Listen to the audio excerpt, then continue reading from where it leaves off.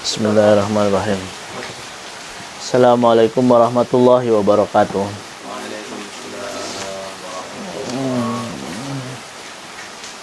Allahumma aftah alaina hikmataka wansur alaina min khazain rahmatika ya arhamar rahimin.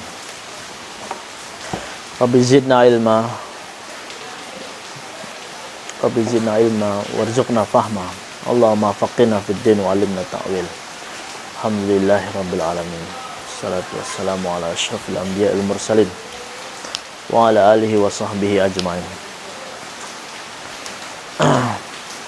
Kita teruskan kajian kita,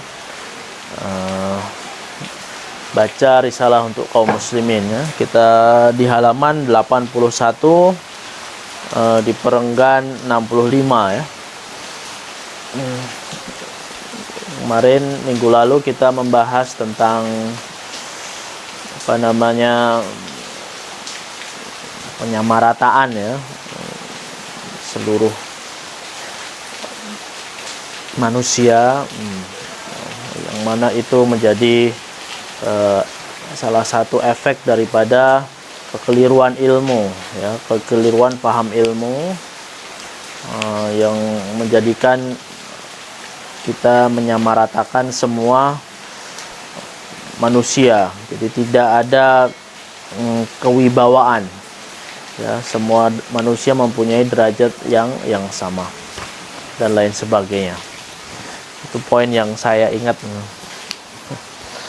Kita sambung di halaman 81. Tambahan pula kebanyakan ulamanya, ulama Islam juga diserapi keruntuhan adab. Keruntuhan adab yang tiada mengherankan, memandangkan kebanyakannya itu merupakan penganut faham golongan pembaru modernis dan yang beraliran nakali yang diikutinya secara buta-butaan ya. Secara buta-butaan itu ya asal ikut aja. Jadi tidak dilihat secara detail ya. Jadi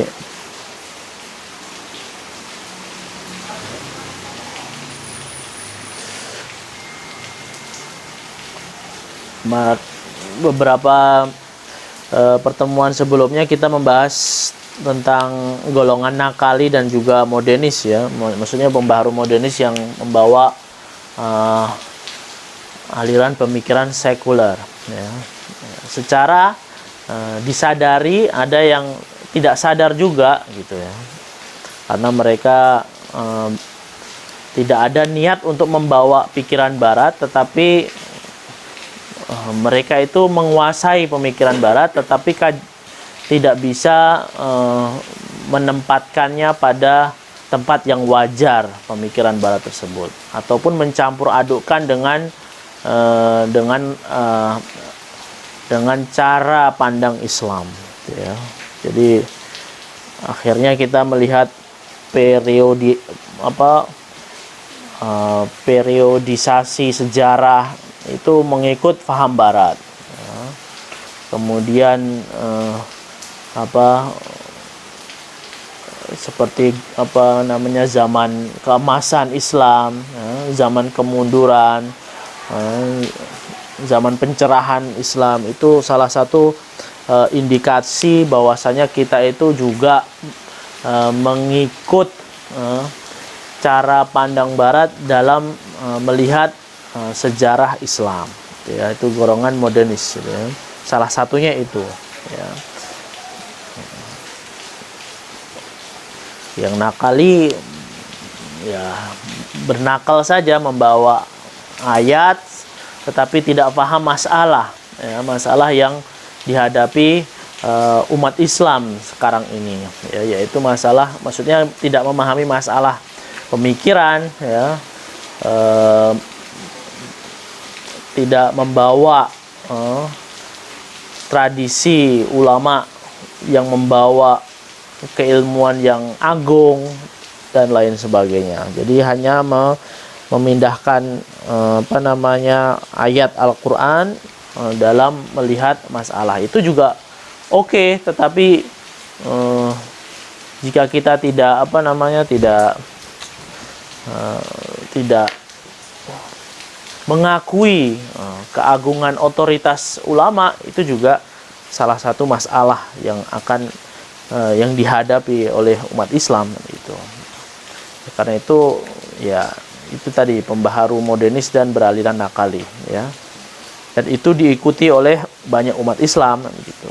Sebagian ya umat Islam. Maka dalam daya usahanya menafikan pengislaman di kalangan muslimin, pentadbir-pentadbir barat dan peroka teori-teori kolonialnya telah memulai tindakan ke arah pencapaian, maksudnya dengan memutuskan hubungan antara faham ilmu serta pelajaran dan pendidikan dan pertaliannya dengan Al-Qur'anul Karim dengan bahasa daerah tempatan. Jadi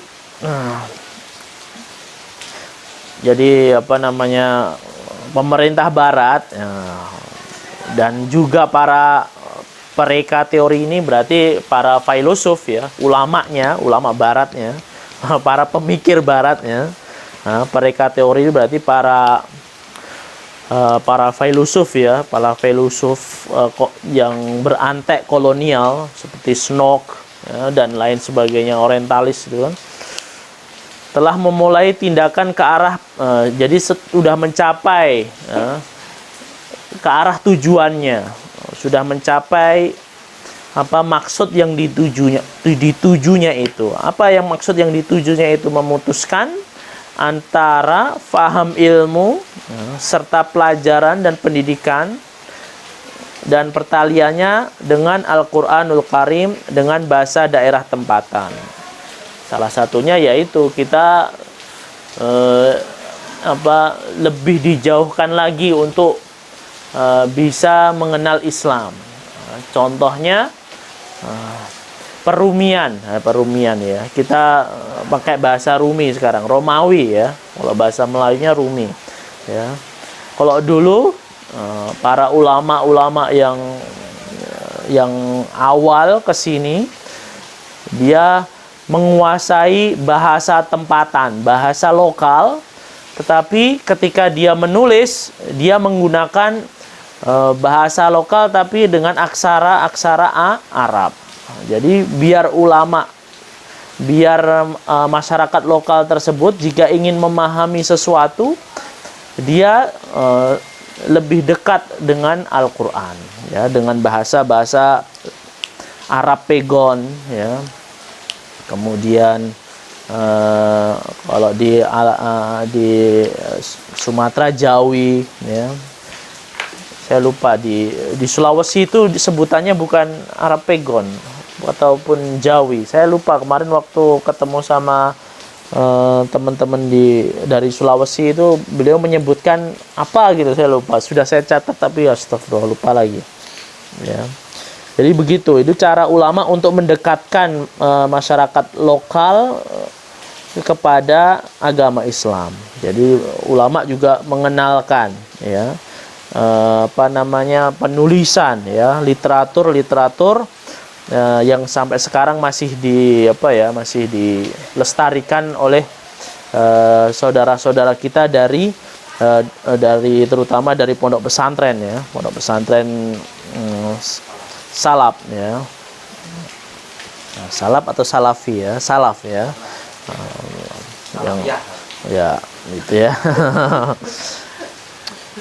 Di urusannya panjang kita membahas perbedaan salaf sama salafi ya.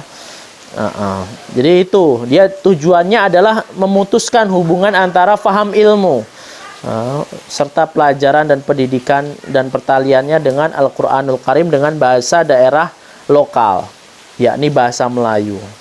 Kalau di Jawa bahasa Jawa ya, Jawa Pegon, dengan cara mendiri tegakkan suatu susunan pelajaran, jadi membuat susunan pelajaran dan pendidikan yang sekuler, yang dalamnya disemaikan bibit-bibit ta'assub kepada bangsa dan adat resam serta kebudayaan purba. Ya, kebudayaan purba berarti kan manusia ya, kita harus melihat sejarah itu dengan lebih didekatkan kepada antropologi. Contohnya Borobudur, ya. Kemudian apa namanya, animisme ya, ya kita mengenal itu boleh, tapi dengan cara pandang Islam nggak ada masalah kan gitu. Jadi kita lebih didekatkan kepada bahwasanya manusia itu awalnya monyet, itu kan manusia purba kan gitu. Kalau misalkan ta'assub kepada bangsa, berarti kan nasionalisme yang sekuler contohnya. Nah, itu ya. Kemudian kemudian masyarakat Islam sendiri masih mempertentangkan hubul waton minal iman, ini hadis sahih atau bukan itu. Nah, itu ya. Jadi di kalangan apa ya, nakali mempertanyakan ini sahih atau orang ya gitu. Di kalangan sekuler dia nasionalisme sekuleran gitu. Nah, ini yang jadi masalah gitu. Di kalangan nakali pembahasannya mungkin ini sahih atau enggak gitu. Hubul waton minal iman gitu. Jadi enggak menginterpretasikan hadis ataupun matan tersebut dengan cara pandang yang sesuai dengan agama Islam atau ya, jadi masih mempertanyakan itu. Ya nggak apa-apa, tapi kalau nggak ada ujungnya itu yang jadi masalah ya. Jadi lebih ke situ ya. Siap. Jadi itu ya. Jadi itu memang ya apa namanya, salah satu apa ya, kesuksesan ya bangsa-bangsa pentadbir ya, para kolonial barat dan juga para ahli filsafat yang mendukung pemikiran itu.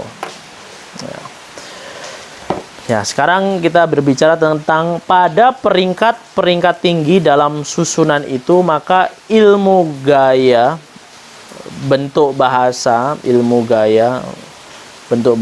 atau linguistik, dan ilmu kaji manusia atau antropologi mulai diperkenalkan sebagai alat-alat cara gaya pendekatan ilmiah bagi mengkaji bahasa dan kebudayaan.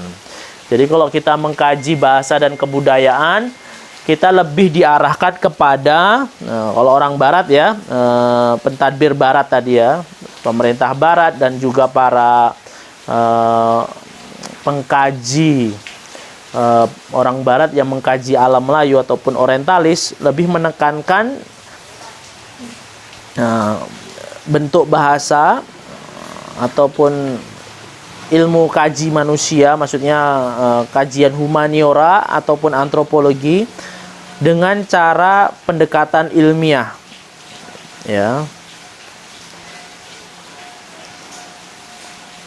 Jadi memperkenalkan alat-alat metode pendekatan ilmiah bagi mengkaji bahasa dan kebudayaan.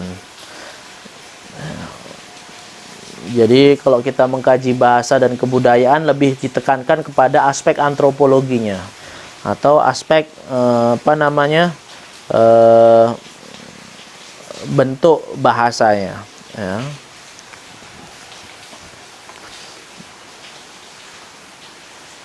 Dan ditambah pula lagi dengan pelajaran serta pendidikan nilai-nilai barat serta contoh-contohnya yang dapat ditauladankan sebagai ikutan.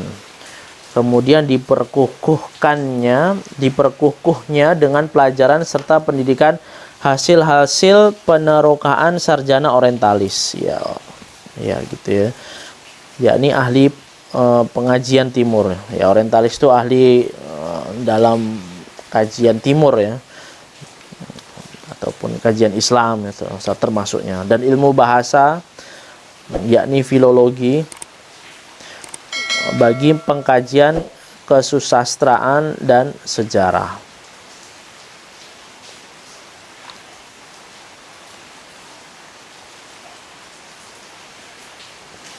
Ya.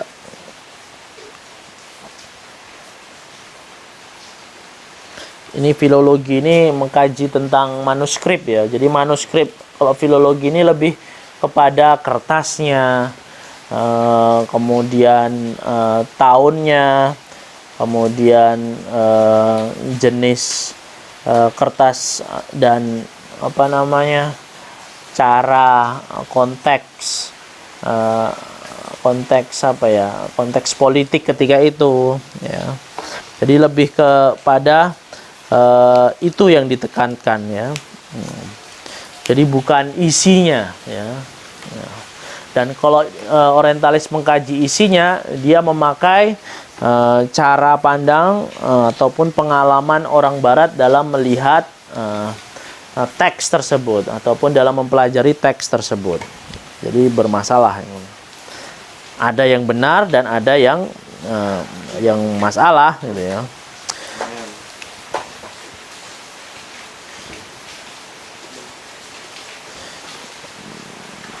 Ini pada peringkat tinggi ya. Jadi mereka bukan hanya pada level politik praktis, tapi juga pada peringkat yang lebih tinggi. Jadi para pentadbir ataupun para ahli falsafah yang diinikan oleh para antek kolonial itu dalam kajian tingginya, dia lebih menekankan kepada aspek bahasa ya, dan juga antropologi ya. Kayak Clifford Geertz contohnya ya. Clifford Geertz itu kan dia seorang orientalis yang lebih menekankan aspek antropologi. Makanya ya, dia ahli dalam antropologi. Oleh karena itu orang-orang yang belajar di barat, yang konsentrasi pelajarannya adalah kajian Islam Indonesia, dia tidak bisa lepas daripada kajian Clifford Geertz itu dalam melihat sejarah di Indonesia. Karena ya mereka belajar di sana kan, cara pandangnya harus mengikuti cara pandang yang mengajarkan itu. Kecuali kita mempunyai cara pandang kita sendiri sebagai seorang muslim contohnya ya. Nah, gitu ya. Itu mereka sangat concern sekali dengan bahasa ya, kesusastraan ya, kemudian sejarah ya.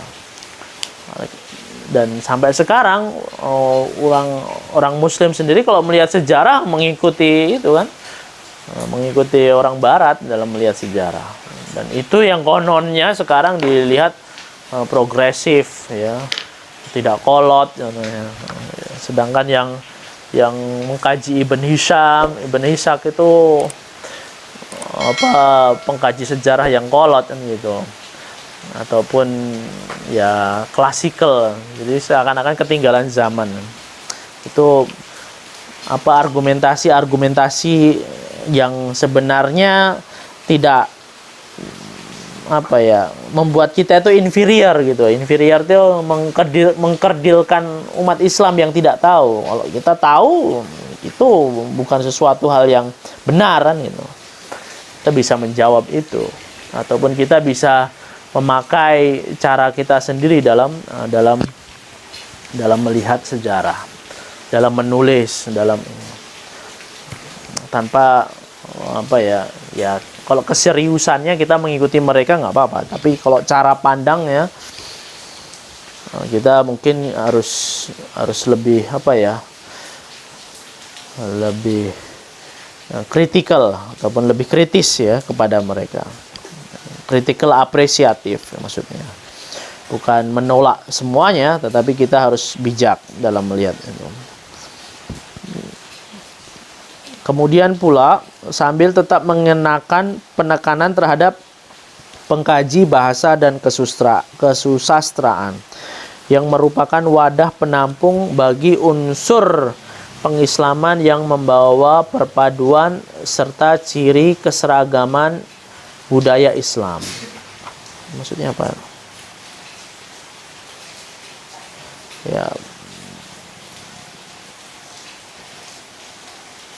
Ya, mereka menekankan kepada kajian bahasa dan kesusastraan, ya.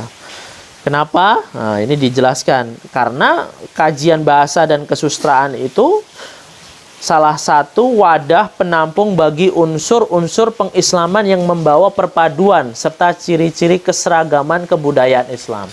Jadi Falatas konsentrasi kepada manuskrip dalam kajian-kajian beliau karena di dalam ini adalah ada unsur-unsur unsur-unsur proses islamisasi di situ. Nah, secara lebih serius, penulisan, ya, kemudian pemahaman yang dipahami oleh ulama kemudian dituliskan sesuai dengan konteks zaman ketika itu, ya. Dan ini yang dirusak oleh orang orientalis dan oleh pengkaji barat dalam dalam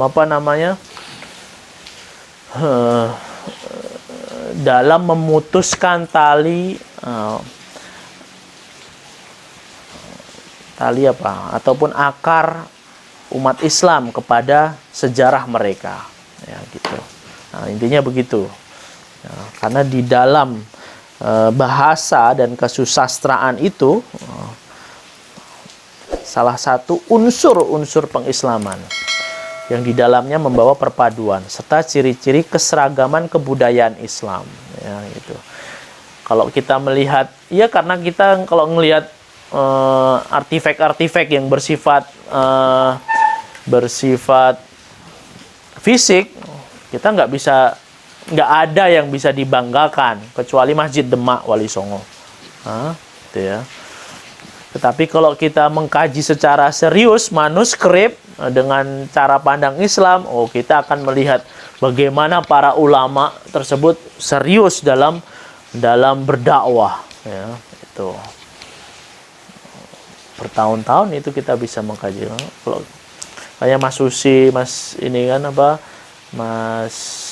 yang di ISA, gitu. Beliau diarahkan ke situ kan untuk mengkaji manuskrip Jawa. Dan manuskrip Jawa, kata Prof. Alatas ini, itu lebih sulit bahasa dan sastranya karena dia dicampur dengan Hindu yang masih kental gitu. Walaupun ulama Wali Songo masih mencoba untuk mengislamkan itu, tapi belum selesai karena orang Belanda pada mengganggu itu, ya. Prosesnya diganggu, kolonialisasi mengganggu proses islamisasi khususnya di Jawa, ya. Oleh karena itu mungkin ya secara politik kenapa capital city, ya, itu Belanda lebih mengarahkan ke Jawa daripada ke Sumatera. Karena kalau di Sumatera, di sanalah peradaban Islam dimulai kan, di alam Nusantara ini, di Aceh contohnya. Tapi kalau di Jawa cukup cukup kompleks kebudayaannya. Ya, ada Hindu, Buddha, Islam dan lain sebagainya. Dan kita diarahkan kepada para sarjana Barat lebih mengapresiasi kontribusi yang menjauhkan daripada faham Islam itu, ya. Jadi ini ya pengkajian bahasa, ya. Karena di sana ada unsur pengislaman. Dan terhadap pengkaji sejarah dan kebudayaan asli daerah tempatan. Mereka memperkenalkan pula pelajaran dan pendidikan dalam ilmu kemasyarakatan, ya, dan sosiologi dan teori-teori Barat mengenai ilmu pendidikan yang didasarkannya kepada ilmu jiwa atau psikologi mengikut faham Barat jua, ya. Ya, kita dalam belajar kemasyarakatan, ilmu masyarakat, sosiologi, dan teori-teori Barat mengenai pendidikan, ilmu pendidikan, kita lebih kepada belajar jiwa-jiwa yang Barat, ya. Psikologinya psikologi Barat. Saya nggak tahu, mungkin Mas Raffi, gimana Mas Raffi? Hah? Maksudnya Anda belajar ilmu pendidikan Islam, gitu ya, teori-teori Barat, benar. Ya. Tidak jauh kan, soalnya selama saya baca di jurusan pendidikan itu jarang ya mengambil contoh itu jarang, kebanyakan tetap mengambil teori Barat, Mas. Ya. Karena itu yang paling apa ya? Yang paling akses, yang paling mudahan gitu. Kalau akses kepada filosofi Islam itu kayaknya, aduh, harus belajar bahasa Arab dulu. Kapan mau selesai S1-nya kan gitu. Kapan mau GOT, GOT itu graduate on time gitu. GOT ya, graduate on time. GOT kan. Nah, dan lain sebagainya. Jadi banyak, padahal yang lebih mudah diakses kan gitu. Yang lebih mudah diakses itu memang kalau di Indonesia, dalam konteks Indonesia memang para pemikir Barat kan gitu. Ini contohnya kan, nah, sudah ada. Kalau coba mempelajari tobakot itu, Syafi'iyah, tobakot apa? Tobakotus Asfiya, para sufi ya. Itu kan capek sekali. Udahlah berjilid-jilid, habis itu masih bahasa Arab semuanya. Kalau misalkan udah diterjemahkannya tidak diakui oleh pemerintah sebagai maksudnya tidak diakui sebagai terjemahan yang bersifat akademik, dan lain sebagainya kan. Itu yang kalaupun sudah diterjemahkan, dosen-dosen nggak mengarahkan untuk membuka buku itu kan. Nah, itu kan. Karena memang frameworknya sudah kesana. Frameworknya alas. Sing barat-barat aja, sing Islam rapopo lah, Ibn Taimiyah, Jamaluddin Al-Afghani, kemudian Muhammad Abduh, itu saja wis. Nah, contohnya. Pemikir-pemikir pembaharu aja itu. Yang lainnya nggak usah, karena terlalu berat. Belum diterjemahkan ke bahasa Indonesia. Ya, memang betul, karena kalau kita membuka pemikiran Jamaluddin Al-Afghani, Fazlur Rahman, itu kan udah diterjemahkan semuanya ke bahasa Indonesia. Dan lain sebagainya. Banyak faktor sih sebenarnya. Yang paling ini bukan masalah terjemahannya, world view itu. Cara pandang itu sebenarnya. Cara pandang pengajar tersebut dalam ini. Pelajaran serta pendidikan dan pendayaan paham ilmu-ilmu ini semua yang terbuka bagi anutan sarjana sekuler serta cerdik pandai kita, dan disalah tempatkan dalam pemikiran mereka yang terpasang hanya pada cara rasionalisme belaka. Ya. Nah, jadi paham ilmu ini semuanya, paham ilmu sosiologi, ilmu pendidikan, mereka hanya menekankan pada aspek rasionalisme belaka. Maksudnya rasionalisme itu aspek empirisnya, itu kan bagian daripada rasionalisme, ya. Positifnya, yang makul, ya, yang bisa diini oleh akal. Jadi kalau nggak rasional itu adalah nggak ilmiah contohnya. Membedakan aspek rasionalisme dengan aspek teologi. Kalau membahas aspek teologi itu bukan sesuatu hal yang ilmiah. Yang ilmiah itu adalah yang rasional contohnya. Itu kan udah dikotomi pemikiran, itu paradoks itu. Jadi kalau teologi itu nggak ilmiah. Kalau yang ilmiah itu pembahasannya harusnya bukan aspek teologi kan, itu dogmatif. Itu cara pandang Barat begitu kan. Yang dogma-dogma Kristen itu nggak boleh dikatakan ilmiah.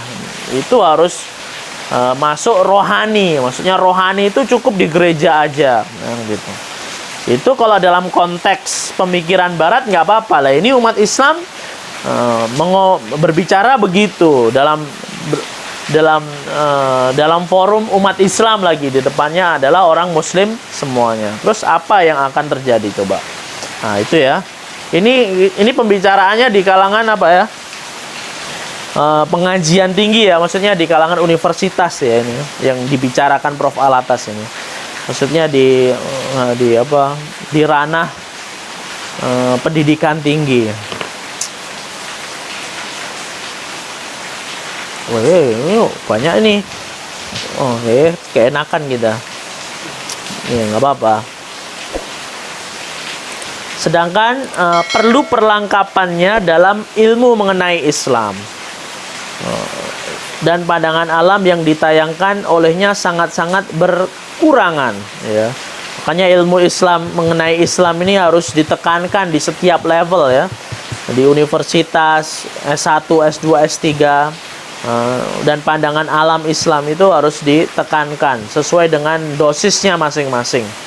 Ya kalau S3 ya jangan rukun iman rukun Islam kan, ya rukun iman rukun Islam tapi dalam package yang lebih elegan gitu. Ya. Dalam paket yang selevel dengan pemikiran S3. Gitu ya. Contohnya begitu.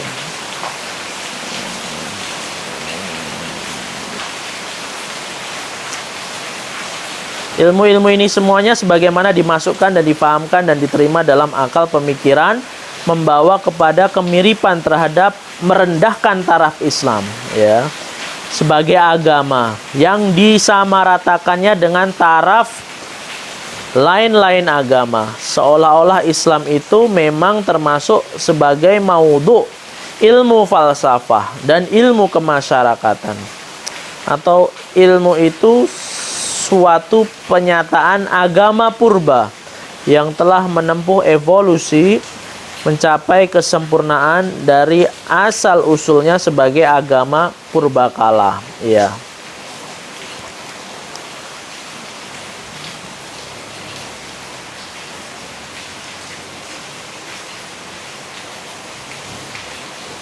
Iya.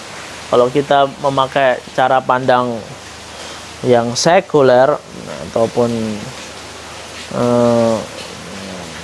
yang nggak betul, cara pandang yang nggak betul, jadi menganggap agama Islam ini agama yang diciptakan oleh manusia, jadi seperti ilmu filsafat begitu ya, jadi bisa direka-reka begitu, diagak-agakkan, apa kan direka-reka itu ya dibuat-buat gitu, sama dengan ilmu filsafat dan ilmu kemasyarakatan. Jadi menganggap agama Islam itu cukup agama ya gejala sosial aja. Jadi aspek epistemologi itu nggak usah dipelajari. Ya, aspek ontologi nggak usah dipelajari. Kemudian aspek tasawuf apalagi. Jadi menganggap kalau kita orang sekuler ya, ini cara pandang sekuler, kalau kita belajar Islam itu cukup bagaimana umat Islam itu bertingkah ataupun bermasyarakat. Biar Islam itu dianggap itu kayak fenomena sosial yang lebih konkret begitu ya. Yang digambarkan itu adalah efek daripada pemahaman umat Islam terhadap Islam itu sendiri. Jadi bukan mempelajari Islam apa yang dibawa oleh para ulama, para Nabi Muhammad, apa yang dibawa oleh Rasulullah Shallallahu Alaihi Wasallam. Jadi yang dipelajari itu adalah ilmu kemasyarakatannya. Ya. Sosial aspek sosial umat Islam.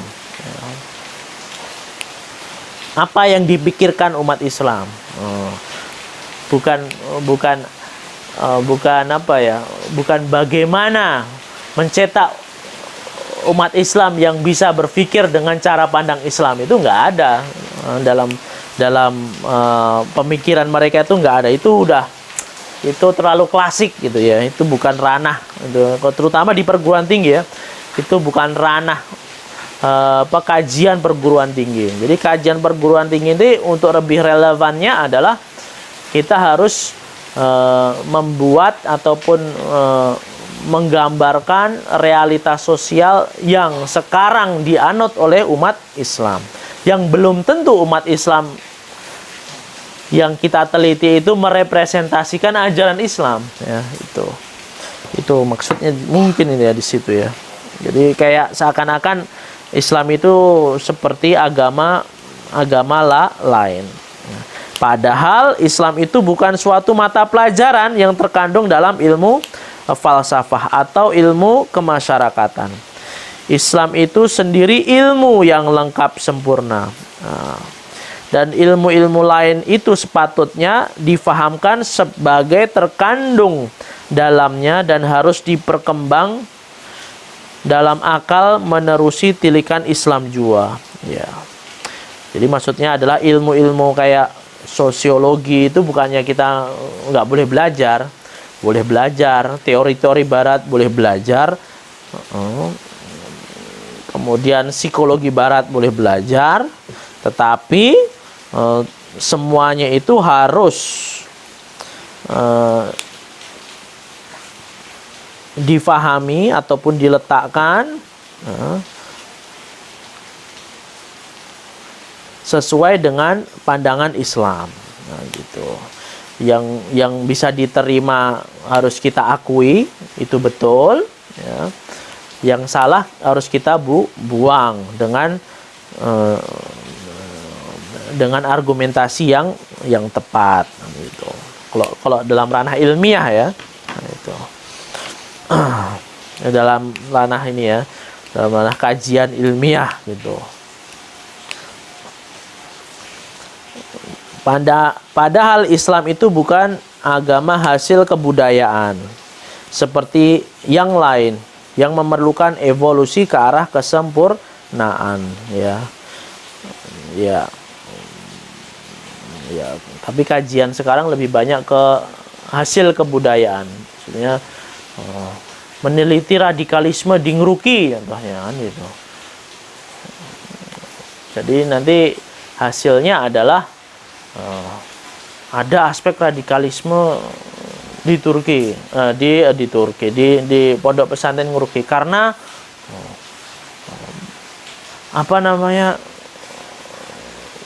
santrinya isbal semuanya.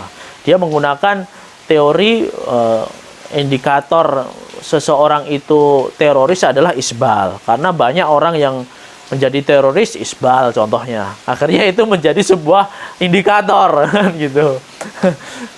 Jadi kalau hasil itu terjadi di suatu universitas, saya nggak mau sebutkan karena ini direkam.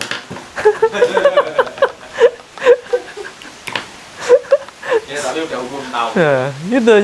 Jadi indikator isbal itu adalah teroris gitu. Jadi itu akan membuat paradigma kepada orang yang masih awam kepada Islam. Ngeliat Mas Fikri gitu kan, isbal terus, wah teroris ini kan itu. Walaupun sejatinya enggak maksudnya. Maksudnya Pak Fikri enggak ini kan gitu. Nah, gitu. Kan banyak orang isbal yang bukan teroris, tapi karena paradigma itu dibuat dalam kajian tinggi bahwasanya indikator teroris itu adalah isbal, dilihat dari kasus-kasus yang ada, akhirnya orang-orang yang baik seperti Mas Fikri itu diindikasikan begitu kan, padahal enggak kan gitu. Itu kan efek daripada salah satu kajian terlalu menekankan pada aspek sosial kemasyarakatan ya, dan tidak menekankan kepada ilmu-ilmu yang fardu ain yang seharusnya ditekankan gitu. Jadi aspek-aspek sosiologinya aja. Jadi ilmu-ilmu epistemologi, sejarah Islam, mengkaji kitab Turath dengan secara teratur, ya, secara adil, itu nggak ditekankan. Yang ditekankan adalah itu tadi. Ya. Di level ini kita berbicara di level universitas ya, bukan di level ini. Jadi kita membicarakan aspek epistemologi itu sekarang tuh masih ada di level SD, malah rukun iman, rukun Islam. Kalau misalkan di SMP, SMA, contohnya ya masih rukun iman, rukun Islam juga gitu. Tapi di level universitas kita dicekokin dengan ini. Ya memang ada sih rukun iman, rukun Islam, tapi ketika dalam membuat kajian ilmiah kita diarahkan kepada kajian-kajian sosiologi, ya, kajian-kajian itu tadi apa, gejala-gejala sosial yang kita inikan, ya, yang kita tekankan itu ya. Dan ilmu-ilmu inilah yang lain lagi dalam bidang ilmu kemanusiaan, termasuk unsur-unsur falsafah yang dihasilkan oleh daya cipta akal nazari yang terkandung dalam ilmu-ilmu pengetahuan sains tabi'i, ya, kayak neuroscience itu, alam jasmani dan hayati.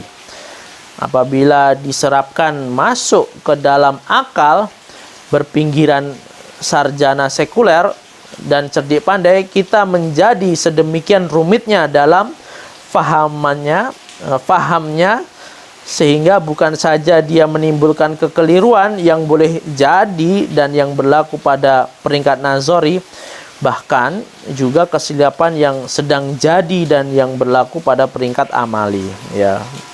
Ya kan gitu.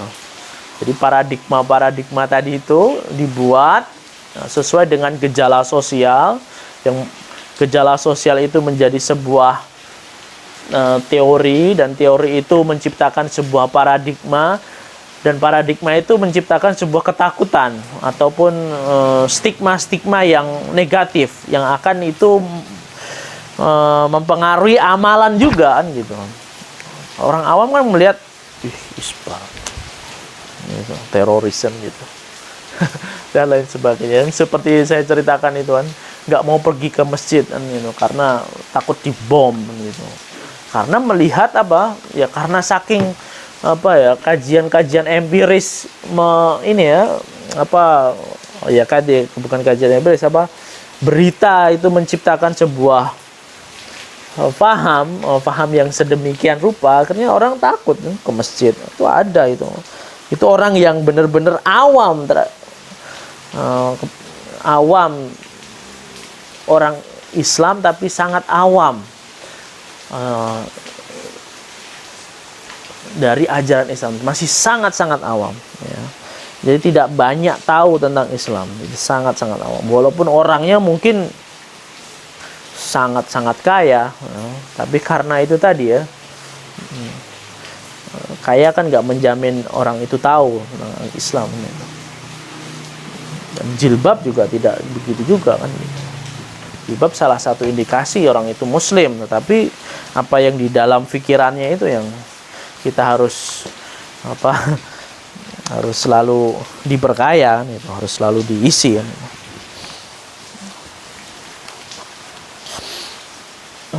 Dengan terjadinya penyerapan serta penyebaran ilmu yang tiap usul serta dalilnya tiada dikenakan pertimbangan serta nilaian suatu ilmu yang dapat mengislamkannya, dan dengan penyertaan giat sarjana sekuler dan cerdik pandai dalam memberi kesan terhadap perumusan serta penyebaran ilmu-ilmu itu, maka lancarnya lancarnya penyebaran keruntuhan adab terjamin di kalangan kita, dan memang sesungguhnya kini sedang berlaku secara meluas ya. Ini di level peringkat tinggi ya, yang dirusakkan tadi yang kita bicarakan itu di level peringkat tinggi, dan bagaimana itu mempengaruhi Ya karena orang-orang yang memimpin tuh biasanya yang sekolahan gitu, yang di company, di perusahaan-perusahaan besar itu kan. Nanti Mas Raffi S1 misalkan. Ya kalau misalkan nggak jadi guru PAI kan, kalau jadi konten kreator kan menasihati Atta Halilintar kan, contohnya gitu. Baiknya gini Mas Atta. Ini itu kan orang-orang yang S1, walaupun mungkin Mas Atta nggak apa ya, nggak S1, tapi kan dia memerlukan orang sarjana di sebelah dia, orang yang lulusan universitas untuk memberikan masukan kan gitu, membisikkan yang baik mana, yang ini mana itu, dan lain sebagainya. Pak Jokowi contohnya, Pak Jokowi S1 tapi kan di sekelilingnya itu kan level-level profesor semua ya, Sri Mulyani gitu. Kalau nggak profesor, orang yang berpengalaman di bidangnya masing-masing kan, gitu. Itu yang membisikkan kan gitu, yang menentukan kebijakan itu tadi gitu ya. Jadi cukup jadi di level perguruan tinggi ini cukup signifikan proses penyebaran, entah itu yang benar ataupun entah itu yang salah di level generasi ya. Gitu. Ya, karena Mas Raffi misalkan kalau nggak jadi kontainer jadi guru PAI, nanti lulusan universitas jadi guru PAI, membuat kurikulum, kurikulum. Pendekatan kurikulumnya bagaimana, apa yang di dalamnya, satu. Itu kan orang-orang yang pernah belajar PAI kan, misalkan kurikulum PAI contohnya, dan lain sebagainya. Kalau saya ini kan misalkan lulusan sana, sekarang PAI S1 perlu perubahan kurikulum ya. Sekarang lagi mikirin kurikulum juga kan gitu. Nah, gitu. Jadi kebijakan kayak begitu. Oke. Oh, dikit lagi ya.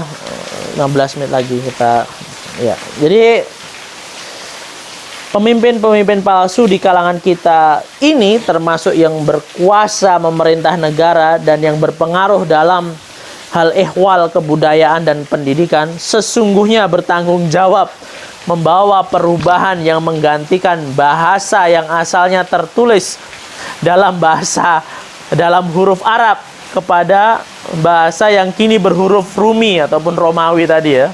Ini kayaknya pembahasan dari tadi nih. Nah, dengan demikian melancarkan pemutusan bahasa itu lambat laun dari gaya bentuk, penyusunan kata, serta penisbahan maknawi yang terikat erat dengan sumber-sumber Islam dan dengan sumber-sumbernya sendiri yang merujuk kepada Islam, dan dengan bahasa-bahasa lain yang berdasarkan Islam dan yang diatur oleh bangsa-bangsa muslimin. Ya, itu. Ini bukan terjadi di Indonesia saja, di Turki juga sama, sudah pakai bahasa Romawi. Di India juga sama, di Iran juga sama, udah pakai bahasa. Di Iran masih lumayan pakai bahasa apa ya? Farsi ya, masih pakai bahasa ini, tapi walaupun tulisannya Arab, tapi kalau ininya sekuler ya isinya ya sekuler juga gitu. Nggak ada tulisan Allah lagi contohnya gitu, atau jarang-jarang kan lebih ya masih mending pakai bahasa Arab gitu ya, masih tulisan Arab. Kita kalau dulu tulisan apa ya, kalau tulisan Arab Jawa ini kan Allah, jadi apa ya, selama kita masih pakai bahasa, kalau kita masih pakai bahasa Pegon ataupun bahasa Jawi, itu semakin mudah pendidikan kita itu ya, motonya otomatis mereka bisa dapat membaca Al-Quran lah gitu ya. Kalau sekarang kan enggak, bahasa di apa namanya, pelajaran Islam kita pakai gini, terus Al-Qurannya begitu, kitab turosnya Arab semua, jauh sekali. Jadi itu yang dimaksudkan oleh Prof. Alatas. Jauh sekali antara apa yang kita pelajari di sekolah secara literasi dengan apa yang harus kita pelajari sebagai seorang muslim yang sesungguhnya. Jadi PR-nya tambah berat sebenarnya. Dan itu tanggung jawab itu tadi. Ya, pemerintah, hal ilmu kebudayaan dan pendidikan. Ya, maksudnya orang yang penentu kebijakan pendidikan gitu ya di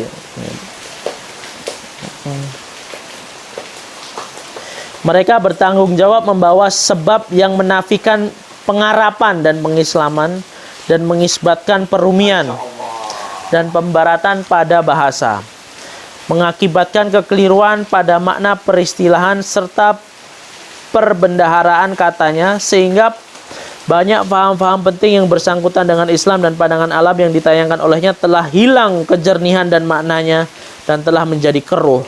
Ya, kita udah banyak menyerapi bahasa Inggris ya, karena kita udah pakai bahasa Romawi, jadi kemungkinan menyerapi bahasa Inggris itu sangat lebih dekat dibandingkan kita menyerapi bahasa Arab. Nah, orang sekarang lebih suka ngomong benefit daripada manfaat contohnya. Ya. Kalau manfaat kan nafa'a. Orang lebih suka aplikasi daripada beramal ataupun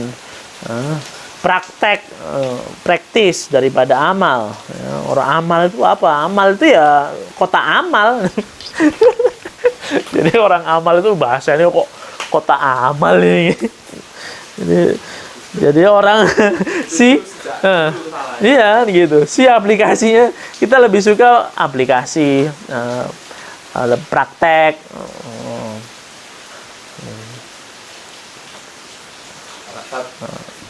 Oh ya. Dan lain sebagainya. Jadi kita sangat-sangat ini sangat-sangat western ya. Nah, gitu. Oleh karena itu amal. Jadi jauh kan kita di buku teks praktek, aplikasi, manifestasi, apalagi. Banyak sekali kan kalau disebutkan satu persatu ya. Kita lebih suka ke isi itu. Maksudnya kita lebih familiar, lebih dekat gitu. Oh, familiar lagi.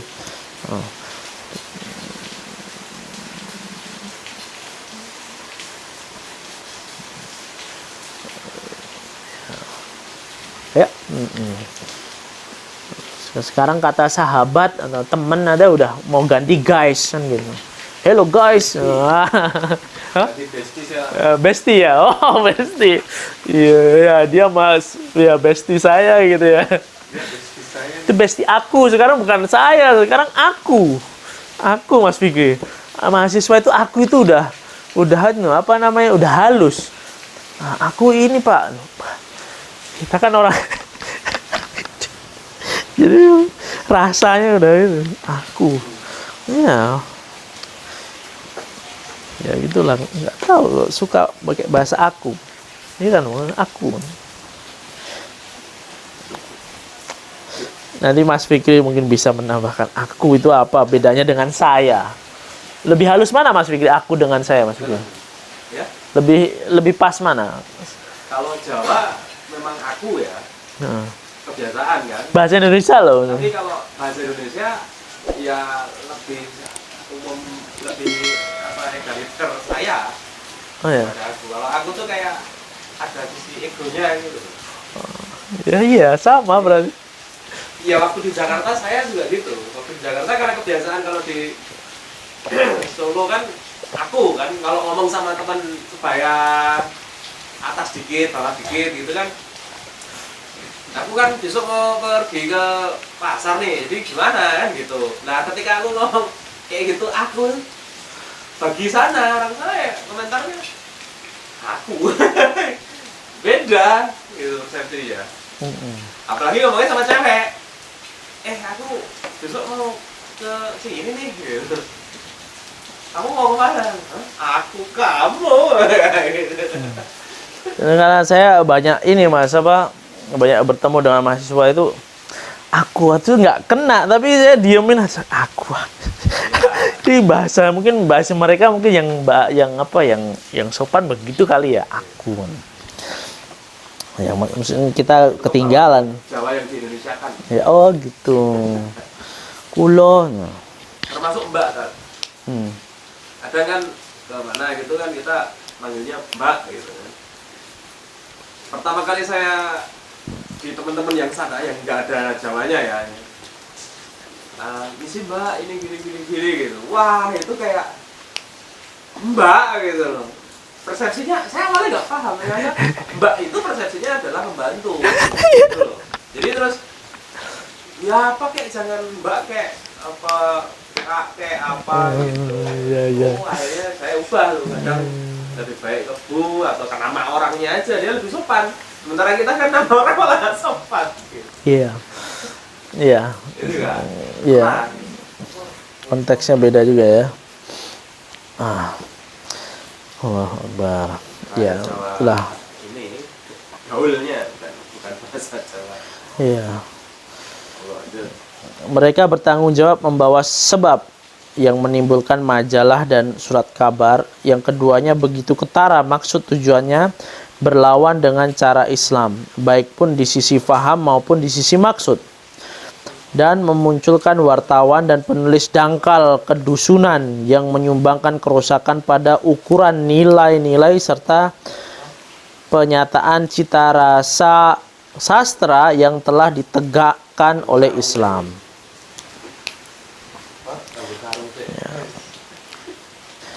Mereka bertanggung jawab membawa sebab yang meluaskan merebaknya Muslim berpinggiran dan masyarakat berpinggiran yang gharib terhadap ummah dan yang mencerai-beraikan kesadaran terhadap perpaduan ummah.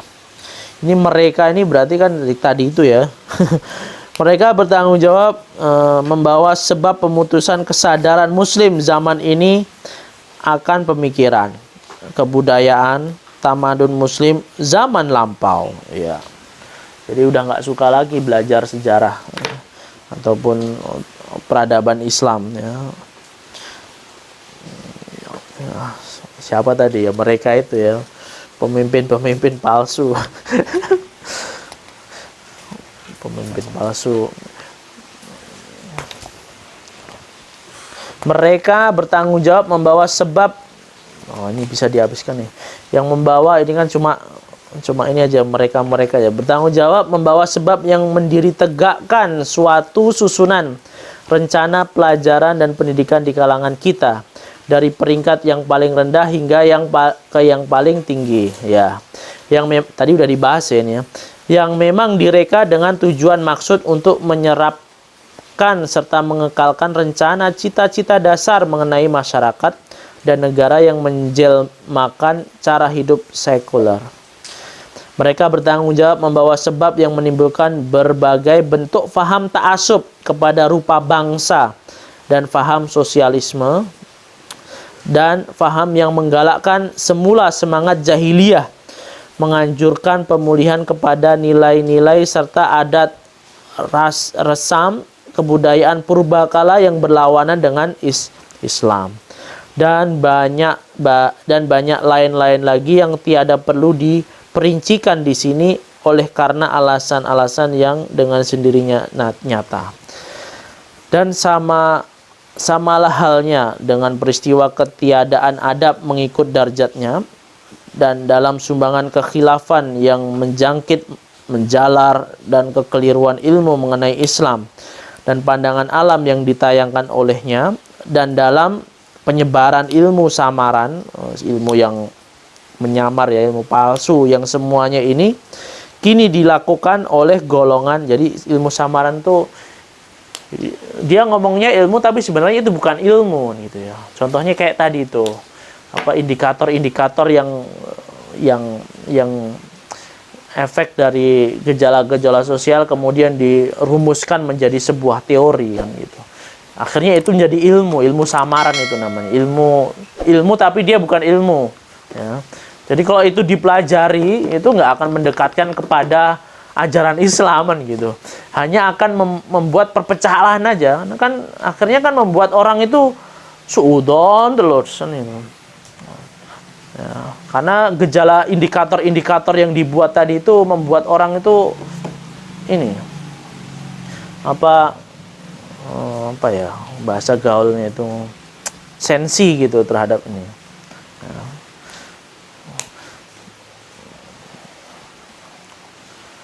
Yang ya gitu ya. Itu. Kalau dijelaskan lagi panjang. Oke.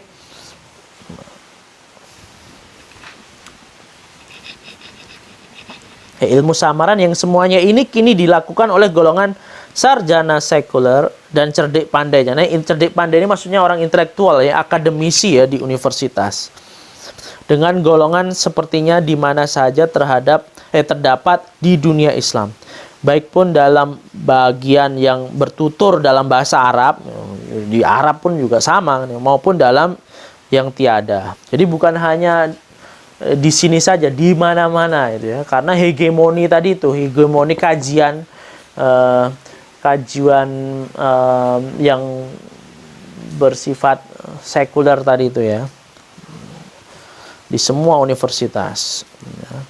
Mereka semuanya secara sadar atau tidak sadar telah menjadi wakil kebudayaan dan tamadun barat.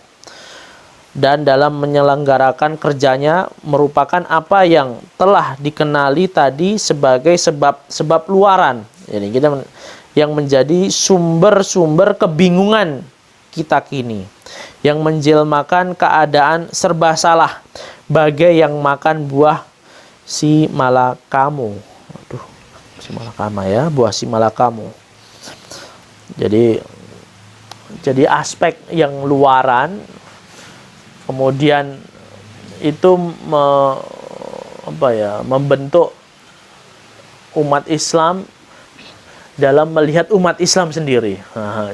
Jadi tamadun peradaban Barat dengan pandangan alamnya itu bisa mempengaruhi umat Islam yang lemah pandangan alam Islamnya. Yang ini duduk di yang ini terjadi di kalangan cerdik pandai. Itu. Makanya ya dilema di banyak aspek, banyak PR ibaratnya. Meskipun dikata sebab-sebab luaran, namun demikian beradanya di kalangan kita sebagai sebagian golongan kaum kita juga menimbulkan suatu keadaan di mana telah berlaku bahwa apa yang terjadi dianggap luaran telah kini dengan teratur, dengan terencana ya, maksudnya dengan terorganisasi, rencana demi rencana menjelma masuk sebagai hakikat dalaman. Itu tadi. Jadi walah banyak kerjaan ya. Jadi yang sebenarnya ini aspek luaran, tapi karena kita nggak paham esensi daripada kebudayaan yang sebenarnya aneh, yang maksudnya yang tidak perlu kita pahami sebagai pandangan yang tidak perlu kita anut sebagai seorang muslim, karena kita lemah dalam pemahaman terhadap sejarah pemikiran Barat, akar pemikiran Barat, akhirnya itu masuk ke dalam diri kita dalam secara pemikiran, dan itu membuat masalah internal umat Islam. Gitu ya. Dalam keadaannya begini dewasa ini, maka mereka merupakan ancaman luaran yang telah menjadi tantangan dalaman ya, tantangan internal ya. Ancaman luaran, ancaman eksternal yang telah menjadi tantangan internal yang karena udah masuk ke dalam umat Islam gitu. Karena seperti kias peribaratan akali Darul Harb, yakni kawasan tempat melakukan peperangan, telah marah meluaskan perbatasannya menjelajah masuk ke Darul Islam. Jadi yang aspek-aspek permasalahan yang ada di Barat itu sudah masuk dalam pemikiran umat Islam, yang akhirnya itu bukan hanya permasalahan yang ada di Barat aja, tetapi juga permasalahan umat Islam itu. karena udah masuk dalam pemikiran, dalam sistem-sistem pendidikan melalui kurikulum dan lain sebagainya tadi, kurikulum di pendidikan dini, yakni kawasan di mana keamanan berlaku, itu kawasan Islam. Mereka telah menjadi musuh dalam selimut, ya, dalam diri kita, dan berbeda dari jenis-jenis sepertinya yang dikenali muslimin kala lampau. Mereka telah kini keluar dari selimutnya. Tiada lagi menyelundup tersembunyi, tiada lagi merayap di bawah tanah, tetapi sudah muncul ke atas dengan jumlah berbesaran, ya, jumlah besar ke dalam kecerahan kesadaran diri, mengiklankan diri terang-terangan dengan ketaranya, ya, udah bangga dengan memamerkan kekeliruan yang diselaputi dengan kefasihan keilmuan, ya, kekeliruan tapi dibungkus dengan cara ilmiah gitu ya, dan keangkuhan diri hayawani di hadapan umum sehingga tiada lagi mungkin boleh dianggap sepi. Asas-asas keilmuan yang telah menjadi senjata dalam tangannya dan yang digunakannya untuk menafikan pengislaman akal si muslim sama aja di mana-mana. Dan selain dari asas-asas falsafah dan ilmu pengetahuan sekuler yang mengeluarkan serta mengasuhnya, maka senjata-senjata itu adalah ilmu humaniora, ya, ilmu kaji manusia, ya, ilmu kaji masyarakat, ilmu gaya bentuk bahasa, ini tadi ya, hakikat manusia, ya, aspek sosiologi, antropologi, ilmu gaya bentuk bahasa, ilmu sastra, kesusastraan, ilmu jiwa, psikologi, dan asas-asas serta cara gaya ilmu pendidikan, ya. Itu. Oh, ini ya. Diulang lagi nih tadi ya, ini pengulangan lagi.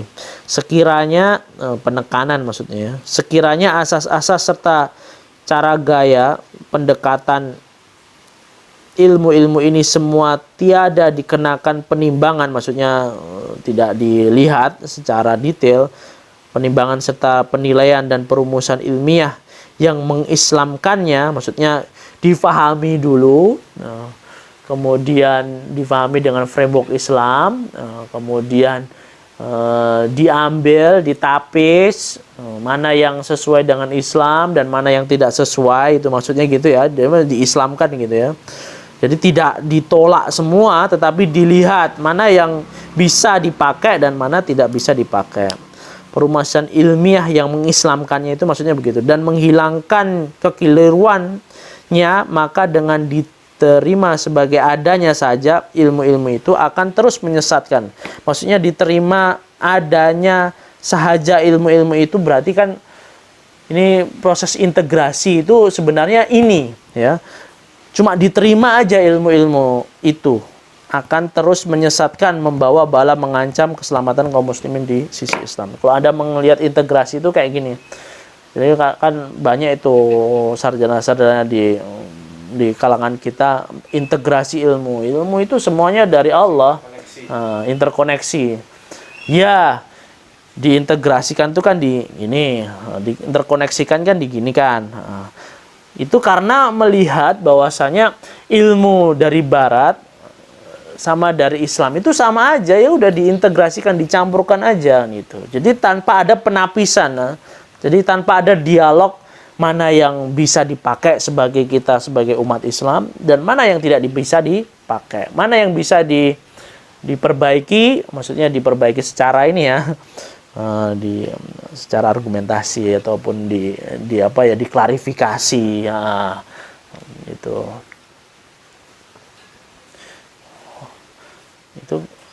integrasi itu masalahnya di situ. Kalau diintegrasi kita ya itu akhirnya mencampur adukkan itu tadi, worldview sana, worldview sini, apa yang mana itu pengalaman sejarah di barat dimasukkanlah ke sejarah Islam. Itu kan proses apa, hasil daripada salah satunya itu tadi asal terima aja tanpa ada kritis gitu ya. Kita husnudon kan gitu. Kita husnudon aja karena dengan asumsi bahwasanya semua ilmu itu datang daripada Allah Subhanahu wa taala ya, gitu. Iya kan, tapi kan Allah menciptakan iblis kan itu kan itu, makanya kita harus jeli kan gitu, makanya harus kritis, harus hati-hati dengan cara yang adil kan gitu, dengan cara yang adil. Ya mungkin itu saja, alhamdulillah. Saya sorry terlalu panjang ya, karena penekanan aja tadi. Ya, memang panjang juga. Memang panjang juga. Ya mohon maaf. Teksnya itu. Panjang. Ya. Makasih, silahkan ada masukan-masukan.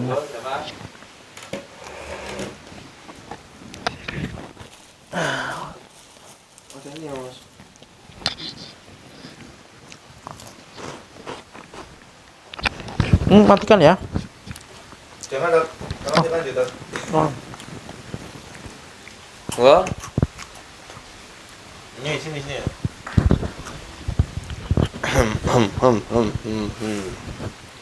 Oke. Izin bertanya. Oh, enggak bertanya sih. Bismillahirrahmanirrahim.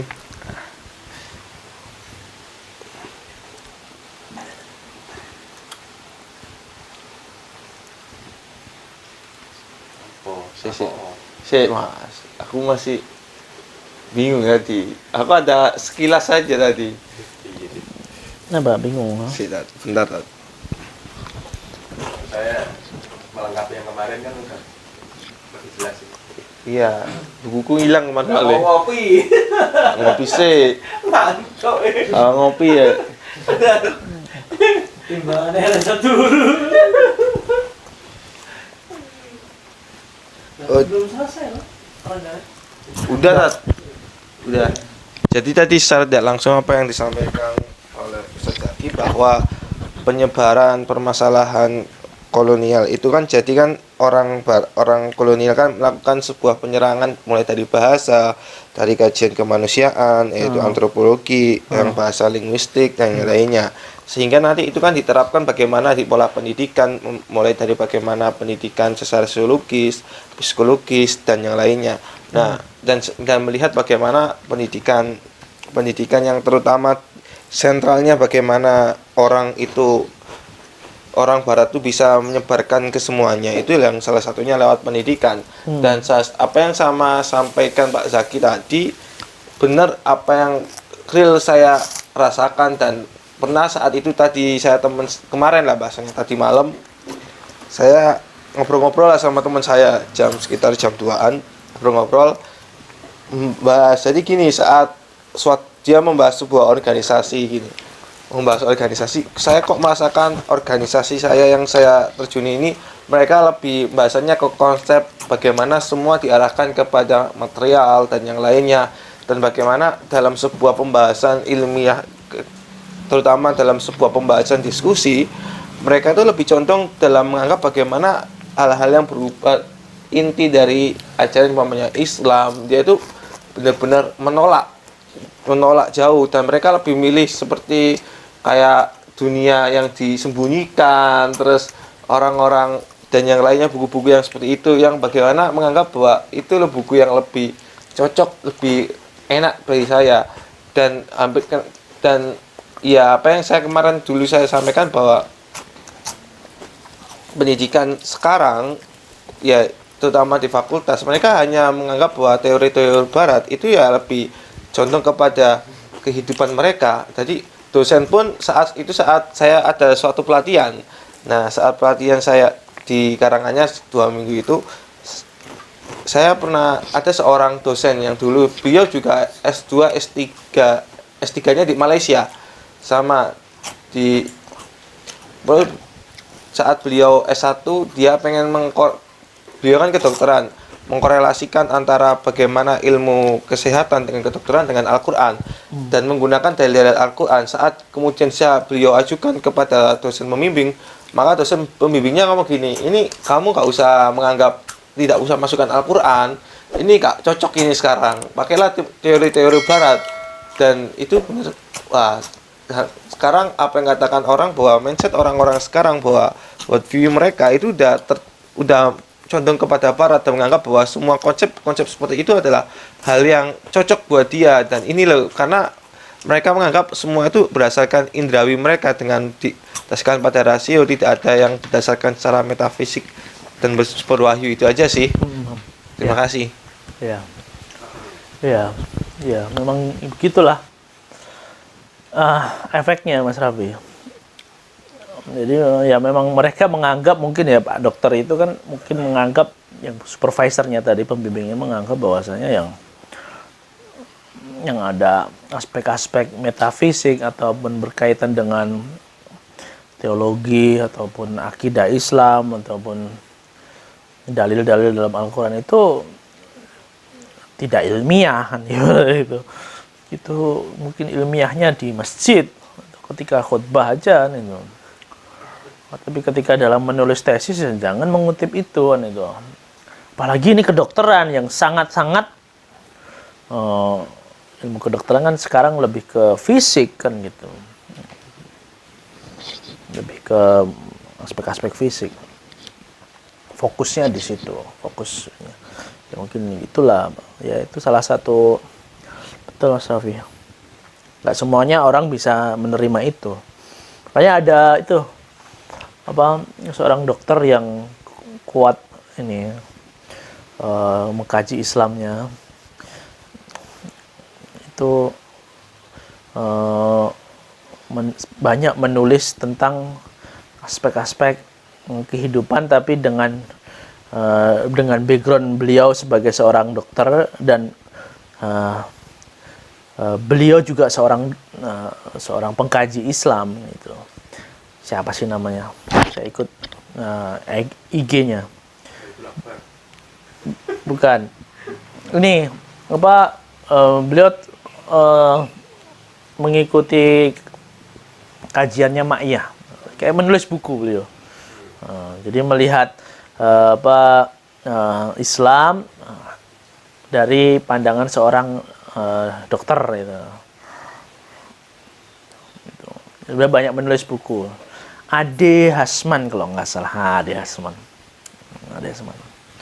Ya, banyak mengikuti kajiannya MH Ainun Najib. Kemudian pengalaman-pengalaman beliau sebagai seorang dokter dan juga seorang pembelajar Islam, pembelajar agama Islam itu dituliskan gitu, dalam sebuah buku.